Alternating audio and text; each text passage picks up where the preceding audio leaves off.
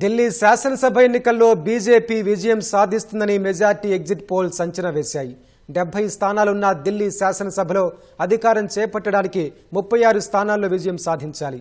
BJP కూటమికి 51 నుంచి 60, Aam Aadmi party 10 నుంచి 19 స్థానాల్లో విజయం సాధించే అవకాశం ఉందని పీపుల్స్ పల్స్ అంచనా వేసింది. 40 నుంచి 44 స్థానాల్లో బీజేపీ కూటమి, 25 నుంచి 29 స్థానాల్లో ఆమ్ ఆద్మీ, కాంగ్రెస్ 0 లేదా 1 స్థానం గెలిచే అవకాశం ఉందని పీపుల్స్ ఇన్సైట్ పేర్కొంది. బీజేపీ కూటమికి 39 నుంచి 45, ఆమ్ ఆద్మీకి 22 నుంచి 31, కాంగ్రెస్ 0 లేదా 2 స్థానాల్లో గెలిచే అవకాశం ఉందని టైమ్స్ నౌ అంచనా వేసింది. 39 నుంచి 49 స్థానాల్లో బీజేపీ కూటమి, 21 నుంచి 31 స్థానాల్లో ఆమ్ ఆద్మీ, కాంగ్రెస్ 0 నుంచి 1 స్థానం గెలిచే అవకాశం ఉందని పీమార్క్ అంచనా వేసింది.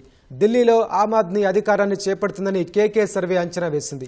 ఆప్కు 44, బీజేపీ కూటమి 26 స్థానాల్లో గెలిచే అవకాశం ఉందని తెలిపింది. ఎగ్జిట్ పోల్స్ అంచనా నిజమైతే ఢిల్లీలో 27 ఏళ్ల తర్వాత బీజేపీ అధికారాన్ని చేపట్టనుంది.